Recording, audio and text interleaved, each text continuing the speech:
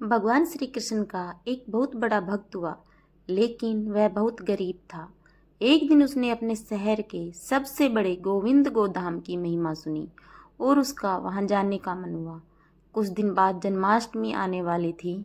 उसने सोचा, मैं जन्माष्टमी भगवान के साथ गोविंद गोधाम में मनाऊंगा। गोविंद गोधाम उसके घर से बहुत दूर था, लेकिन जन्माष्टमी वाले दिन वह सुबह ही अपने घर से चल पड़ा।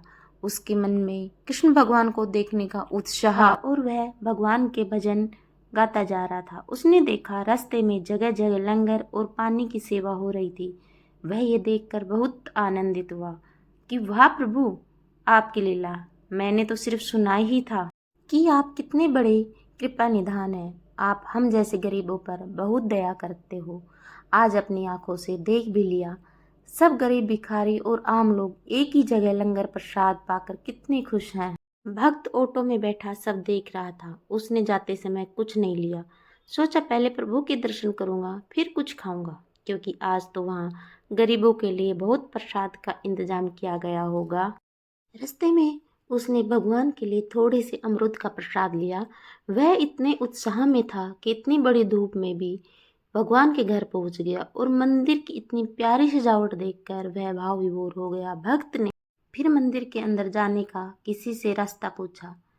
किसी ने उसे रास्ता बता दिया और कहा, यह जो लाइन लगी हुई है, आप भी उसी लाइन में लग जाओ। वह भक्त भी लाइन में लग गया। वहाँ बहुत लेकिन भीड़ थी। साथ में एक और लाइन थी और वह लाइन बिल्कुल खाली थी। भक्त को ये देखकर बहुत हैरानी हुई कि यहाँ इतनी भीड़ है कि बारी नहीं आ रही और यह लाइन बिल्कुल खाली है।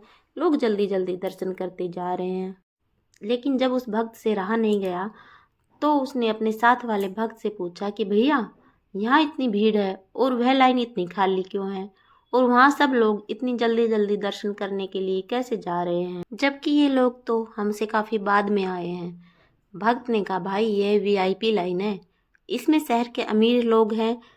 उस भक्त की बात सुनते ही उसकी आंखें खुली रह गई। उसके मन में आया, भगवान के दर पर क्या अमीर और क्या गरीब, यहाँ तो सब एक समान होते हैं। बहुत देर इंतजार करने के बाद उस भक्त के दरबार में बारी आ ही गई। उसने भगवान को दूर से देखा और देखता ही रह गया।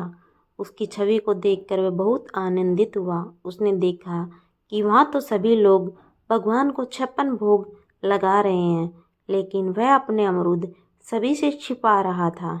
जब उसके दर्शन की बारी आई तो सेवादारों ने उसे ठीक से दर्शन भी नहीं करने दिए और जल्दी चलो कहने लगे। उसकी आंखें भर आई और उसने चुपके से अपने वह अमरूद वहाँ रख दिए और दरबार से बाहर चला गया। दरबार के बाहर ही लंगर प्रसाद लिखा हुआ था। भक्त को भी बहुत भूख लगी हुई थी। सोचा अब प्रसाद ग्रहण कर लूं।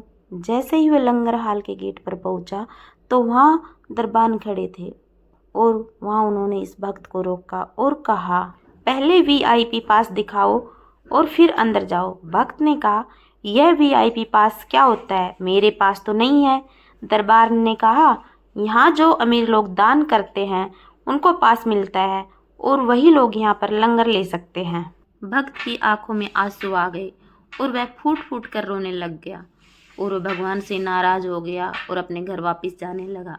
रास्ते में भी वह भगवान से मन ही मन बातें करता रहा और उसने भगवान से कहा, भगवान आप भी अमीरों की तरफ हो गए हैं, आप भी बदल गए हैं। प्रभु आपसे तो मुझे ये उम्मीद न थी। और सोचते सोचते सारे रास्ते वह रोता रहा और रोते रोते ही सो गया। भक्त को भगवान ने नींद में दर्शन दिए और कहा, तुम नाराज मत हो मेरे प्रिय भक्त। अमीर लोग तो सिर्फ मेरी मूर्ति के दर्शन करते हैं। मैं साक्षात दर्शन तो तुम जैसे भक्तों को देता हूँ और मुझे 56 भोग से कोई लेना देना नहीं है। मैं तो भक्त के भाव खाता हूँ और उनके आंसू पी लेता हूँ, और यह देख मैं तेरे भाव से चढ़ाए हुए अमरूद खा रहा हूँ। भक्त का सारा संदेह दूर हो गया और भक्त भगवान के साक्षात दर्शन पाकर गदगद हो गया। उसका गोविंद गोधाम जाना सफल हुआ। भगवान को भक्त के घर स्वयं चलकर आना पड़ा। इसीलिए कहते हैं भगवान भाव के भूखे हैं। बोलो हरे कृष्ण, राधे राधे।